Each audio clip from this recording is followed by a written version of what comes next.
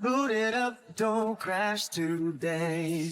Wi-Fi's moody, that's okay. Coffee's loading, brain's still light.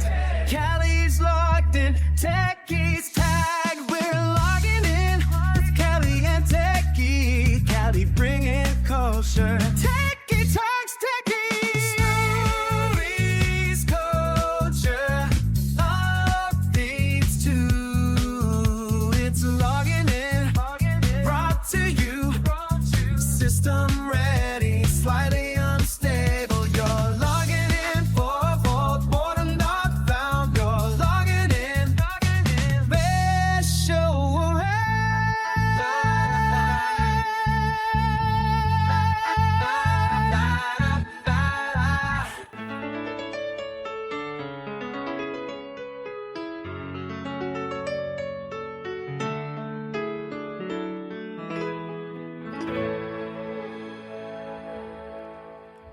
All right, time for another episode of Logging In.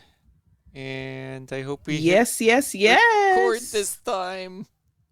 I hit record this time. Yeah, last time I was like, I don't even hit record. Oh my goodness. Good gracious. No. This whole thing. Like last episode, I mean, it still has like a really poor description up. So like when it comes to a case where it's like I don't even know what we're talking about and I have to go and look through everything. I have like a sample description, but we had problems where like when you sent me the audio, it was a text file. Oh man, another week though. Oh my goodness. Goes by fast when we're doing these episodes. You could like, it's Tuesday again. It's like, yeah, already. It goes by so fast. No, Kind of scary. No, I had no idea. I was we sitting are- downstairs. I'm like, oh, we're recording. I forgot. Yeah. Oh Yeah. boy. Yeah, because I was gonna leave the house and I was like, oh no, you can't leave. Oh no, you gotta record tonight. Yeah, no. I had the exact same and it situation. doesn't always happen. I forgot it was. It doesn't always happen, but sometimes it'll just be like, oh shoot, today is Tuesday, because again, you have things you're doing, the week is flying by, and you're like, oh my gosh, it's Tuesday. Okay. I had no idea. Yeah. I didn't even like my wife mentioned. It was just like, oh boy. Yeah. Yeah. Anyway, we should probably talk stuff Yeah. because like things happened and we probably should discuss things because I don't think people want to hear about how much we have problems with I think everybody knows. Everybody's week goes by pretty fast when they have stuff that they have to do and stuff on the calendar. So yeah, that's mumbo jumbo. Hope everybody is doing well this evening, afternoon, or morning, depending on where you are and where you're listening from. Yeah. And time you're listening To it. What you got? Well, let's start off with that there is a person that has been living in a billboard. And oh, I have not clicked on that. I have that saved in my folder. I have that in my watch later folder. So get to it. I haven't watched it yet. Okay. What in the heck is that about? Okay. So Netflix is advertising some type of movie or TV show. Let me just get the exact title because that's how much I've been paying attention to this. But literally everybody's calling the guy Billboard Guy. Yeah. Yeah. But the sign says, "How long can you survive?" And the name of the show is called The Last House. And apparently, The Last House. The guy's living on Sunstrip Boulevard. It's really just I don't even know what to tell you. But essentially what's happening is that this guy's in the billboard and it's advertising some type of show where I guess some aliens go and trap people in their house for whatever. I don't know. I don't know what the show's about. But the point is that people are running up to this billboard. At first they thought the guy was AI, but then they realize it's an actual person. Yeah. Mm-hmm. And they've been doing this, I don't know, for like the last week or so. Um, yeah. It's also interesting because they're saying I don't know if this is true or not, but allegedly, the guy was gone at one point, and that there was a female in there. Oh wow. But I don't. Not taking his place. Yeah, taking his She place. holding his spot. Yeah, yeah. They put a real person, Oh. but I don't know. I just don't know what Mm. exactly is going on there. But there is a performer that's doing improv inside the billboard Mm-hmm. itself. And then there's like some videos of some people going and bringing tacos to the guy and giving it to the Mm. security, and it's just interacting with everybody. So it's like the marketing on The Last House is completely next level as far as the craziness that it's going on. Mm. Yeah. Okay. Meanwhile, you've got, if you're fans of Looney Tunes, if you know about Bugs Bunny and all these other things, yep, Ooh. you've Yeah. got Yeah. Acme versus Coyote that's coming out. And Huh. yeah, what happened is Coyote versus Acme.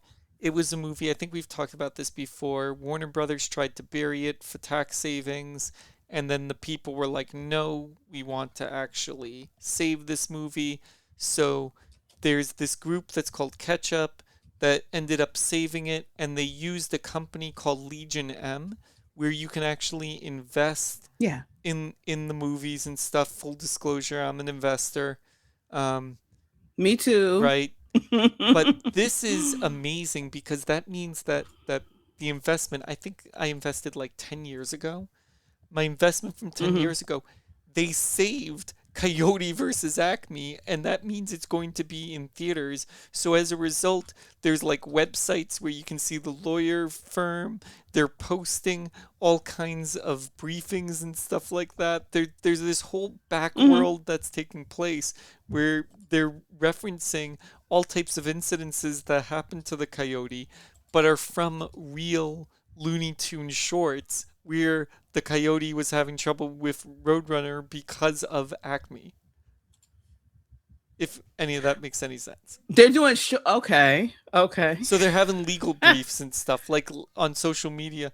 They're doing a lot of work. Like they even came out with a trailer to make fun of Marvel's Avengers with Doctor Doom, where they're saying Bugs Bunny will be showing up. I, they're just, yeah, they're going next level marketing on this. And if this Coyote Yeah. versus Acme really does well in performance, not only is it going to look really bad for Warner Brothers, which Coyote versus Acme is really playing up the whole idea that Warner Brothers tried to bury this entire movie, but the Legion M community, these individuals that have invested, the Legion M company is going to blow up massively because they're going to have a major win on their hands. And that means there's going to be a lot of potential revenue, but we'll Mm. see what happens with that, with that film fund and what's taking place with it. But this is going to be one of the few times where if you invested in the Legion M Film Fund, you might actually receive dividends that then get reinvested into more movies as they continue their operation. Nice. Yeah, Nice. yeah, Yeah. yeah. And we were Okay. ahead of our time as far as investing in that. Yeah. Because you said 10 years ago, I was what, 2020, Mm-hmm. 2021, I think, Mm-hmm. 2021, Mm-hmm. 2020. Yeah, around that time, 2021, 2022, one of the two. Yeah, Yeah. yeah, So yeah. nice. Anyway, Okay. and then the other thing that was interesting is that Facebook decided to come out with a few apps that separates elements of how Facebook works into the app. So they've got a seller app and they've got I think it's like a focus app. I have to look it up. Hmm. Yeah, it's called Okay. Forum. That's the name of it. But they're coming Uh-huh. out with apps that are separating out the parts of Facebook that people typically use. So the seller app has a lot more features that allows you to sell on Facebook Marketplace, but with a lot more statistics and understanding of what is going on behind the scenes with anything you're selling. Mm. Yeah, they're making some Wow. moves on Etsy and eBay and all these other places Mm-hmm. with this type Mm-hmm. of application.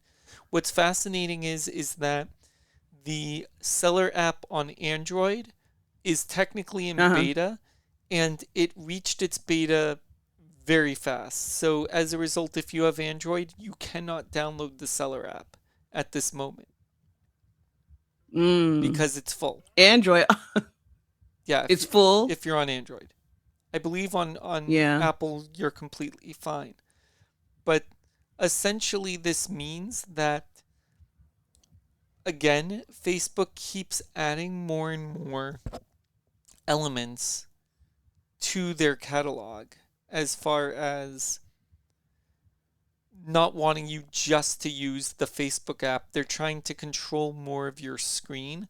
In this case, you can basically turn your iPhone or Android into a Facebook phone if you download all of these applications. So they're Good taking a page out gracious. of Google. Facebook. Go ahead. Facebook is not even Facebook. Facebook hasn't been Facebook in a minute now. Yeah. Like, it just keeps morphing. Right. You know, it keeps morphing into this and then morphing into that. You know. Yeah. Interesting. Yeah. So those were the big observations that I was noticing where I'm just like, okay, this is super fascinating as far as all this. I mean, they even came up with an app called Facebook Creator Studio. So essentially to go in to help people with focusing on what they're going to work on today. So again, they're trying to build out all of these. Wow. Yeah. Yeah, look up Facebook Creator Studio to help focus on what you're working on for the day, help you keep focusing. Wow. They are really trying to turn this like into a one-stop shop kind of type. Like, yes. Wow. Yes. And everybody's noticing. So essentially now I've gone from the Facebook app and the Messenger app to now having all these various apps, which is like, yeah. And the other thing is, it's like they've got already they've got like Workplace from Meta. They're doing all these different moves to go and to integrate Facebook into everybody's lives. Mm-hmm. Yeah. Yeah, because for them adding all of these, I'm gonna say features, add-ons, and morphing, it's almost like Facebook is not gonna give anybody a chance. It's not gonna give anybody a chance to leave them behind. No. Like they're gonna keep up with the times of everything, and they're gonna capture what other platforms are doing, and they're going to add it as an add-on to their platform, all under Facebook, all under Meta. And it's just like, yeah, Facebook is no longer just used for, you know, photos and iMessage and then Marketplace. It's so much more. And you know, once upon a time, Facebook was known as, you know, oh, that's the place for, you know, the 50 and up, because like all the younger people, generations, they want to be on Instagram and all the other, you know, social media platforms, X and stuff. And Facebook is for, you know, you're again, the 50 and up, right? But Facebook is like, yeah, no, we're not. That's not going to be the legacy of Facebook. Not at all. Well, here's the thing, and that's what it creepy seems like to or me. whatever. A year ago, essentially, they did a app that was made for kids, controlled by parents, called Messenger Kids, to get kids used to Facebook. But basically, it had games and chat features and all these other things. But Facebook is, I mean, I should be calling it Meta, but Facebook essentially is trying everything possible to go into relate to a kid audience. And if we look at the Messenger Kid, it's number 61 in the social networking section of the Apple App Store, which means there are people that at least have downloaded it and are using it. Yeah. Wow. Yeah, no, but again, those are the little things that I've been been observing and stuff like that. And it's like you're gonna really enjoy learning more about the Billboard guy, even if you never ever see whatever it is Netflix came out with. Yeah, because again, I have that whole a clip of it saved in my watch later folder because I have different folders and stuff on my YouTube. And yeah, and I just hadn't clicked it and I was like, what the heck is this? Like somebody living in the billboard. Like, what? Okay, I'll just watch it later. Like, good gracious. So it's funny that you brought that up because I'm definitely gonna look at the clip now when we're done. Yeah. With this episode. Yeah, no, definitely. Definitely. Yeah. You wouldn't know otherwise. All right, cool. I got all my stuff out. What do you got? I thought this was interesting. I just seen this happen today, and I don't have a lot to talk about in regards to it. It just popped up in my mind to bring it up aside from what I do have to talk about. YouTube has doubled its entry requirements for its partner program for ad revenue sharing. You see that? That is crazy. Oh my goodness. Saying that new creators, as of February 2027, new creators will need 8,000 watch hours or 20 million shorts views to qualify. What was it before? Let me see. God. It was 500. It was 500. No. It wasn't that. Wait. It was 500. It was 500 subscribers. They doubled it. Subscribers, yeah. But it was 4,000 watch hours. They've doubled it. Now you need 8,000 watch hours. I said, okay. Yeah. YouTube is making it so hard for creators to make any type of money off of their videos. I said, YouTube wants to me, and this is something that popped in my head. I don't know this for a fact or whatever, but it seems like YouTube is the new place and space for traditional media. Correct. Because whether it be ESPN and others and Fox and all of these other news outlets, because why are they making it? It's almost like they're pushing out the content creators to say, hey, you can make content all you want, but you're not making any money. Correct. You're there's no money coming from this at all. No. And it's becoming more of a platform again for what I believe. What I can't say I believe it because I just thought of it today. I was like, are they like making this the new place and space for traditional media? Correct. And like, because and not only traditional media, but also network shows like the LOL network, yep. comedy, all kind of different things that are kind of the bigger platforms now. Yep.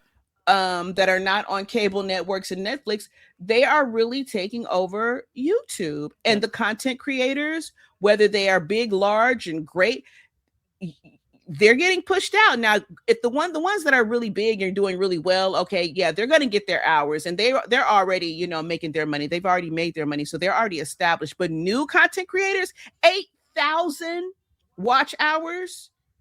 Yeah. Good gracious. Absolutely insane. Before you qualify to be for monetization? Insane. Yeah. I mean, here's the thing that's crazy. It's like there's like a secret YouTube channel or whatever that I created where it's like all I'm doing is just playing video games, not talking. Yeah. Just playing video games. It's not going to get monetized anyway because everything kept getting demonetized. I come to find out or whatever, I haven't looked at it in a long time. It's at 400 subscribers right now. And 800. Oh, really? Right. And I'm sitting there like, how did that happen? And like things I actually put effort in hardly gets any subscribers. So it's like, it's funny because when I opened up the studio app, they're like, you're 100 subscribers away from reaching 500 subscribers. And it's like, who cares now? Like it's... Yeah, because they've moved the needle so much. Yep. It's like people can't catch up. No. As soon as they think they're catching up, they move the needle again. No. And it's just like, geez, it's crazy. No, we can't win with that because I mean the thing is like the influencers that we have now would not be able to function under this newer system. Or if they No, did, not at all. like they would have had to really push hard because Yeah. again, it's I going to mean, be a you have to case. have your content. Go ahead. No, I was going to say they're going to be asking for 10,000 soon. I would not be Yep. surprised. 10,000 subscribers to Yep. be monetized. That's where we're at. Yeah. I wouldn't be surprised either. I wouldn't. It's just interesting to see how, things are changing, keep changing. And it's like I don't know. If you don't have a good, if you're not self-employed and outside of YouTube, you can forget it. Well, I'm even, and that's where they're pushing it. If you can have if YouTube is your sole means of income, for smaller content creators, you can forget it. You can wrap it up. You're done. They already did it for TikTok. You're done.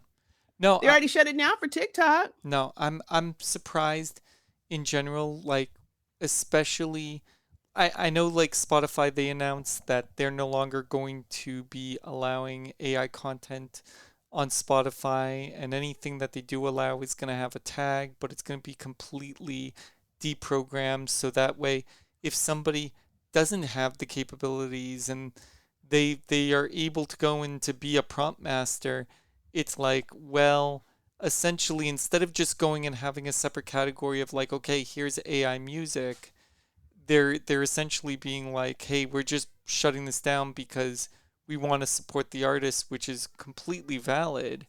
It's just interesting that we are in this totally different world when it comes to totally everything. And essentially creativity. Wait till I get into some of the stories I got. Go. Let's hear them. So, I'm going to talk about something that may sound convenient until you realize that your house might eventually have more subscriptions than your streaming services, because smart homes are becoming increasingly common, but there's a catch. A lot of the smart technology isn't necessarily a one-time purchase. So when you think about security cameras, video doorbells, smart thermostats, solar monitoring, even like leak detection, the devices may be sitting in your home, but some of the best features could require a monthly subscription. Correct. And that's creating this idea of I don't know if you heard about this, but it's a home as a service.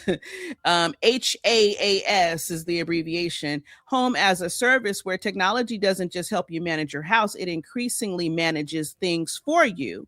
So your thermostat, it learns your habits. The security system, it sends alerts. Your home could eventually predict when something needs to be repaired. So it all sounds great, but what happens when you buy a house that already has all of this technology? And then somebody else monitors Do you own? Do you own the system? How many monthly subscriptions are you actually inheriting if you buy a home that has all of these features? And it's like, when you think about future home ownership, it might not just be about owning a house now. It might be about paying for everything that makes the house, quote unquote, smart. Correct. And I have been hearing, over some time about, you're going to be like your rentals are going to be subscriptions, your home are going to be and I was like, what do they mean? But they mean all of the features that are in there. So it's like, that's so scary. You mean to tell me if you move into a smart home or a home that has all of these features, you're paying on these monthly? It's not a one-time. That's crazy. One-time purchase. That's crazy. So basically, your house might be turning into a subscription, just like everything else. God help us. I mean, just it's funny. Everything the electric company tried to go and install a smart meter on the outside of our house, and we opted out, and they're like, fine, pay us an extra $35 a month because we now Yep. That's terrible. So we have to pay now to keep what we already have. But we don't want a smart meter. We don't want any of that. And the people that did get smart meters installed, they've been complaining that their electricity bill went up because the smart meter uses electricity. Yep. I can't. That's horrible. I can't. All right, what else? And when you and again, you don't even own this stuff, or do you? No. Because if you're paying a monthly subscription, then you don't own it. You're renting it. Exactly. Lord have mercy. Yeah. What else you got?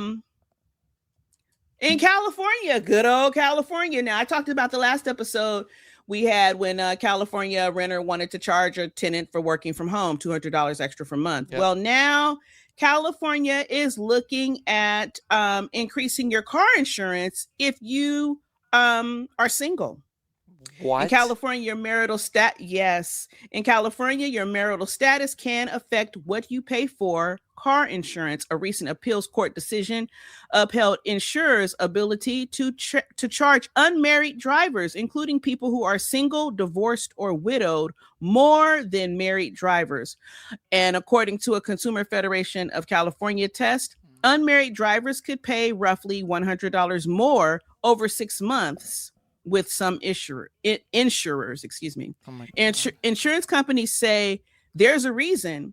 Their data suggests unmarried drivers are more likely to, good gracious, unmarried drivers are more likely to be involved in collisions. What? This theory is that married drivers may simply drive more cautiously because they have spouses and children. Good gracious. I can't even talk about insurance. Like we're dealing with whatever craziness that we're dealing with like bad faith insurance issues as we speak, but I can't even talk about it because it's all in litigation, so I can't even talk. Oh, really? I can't even talk.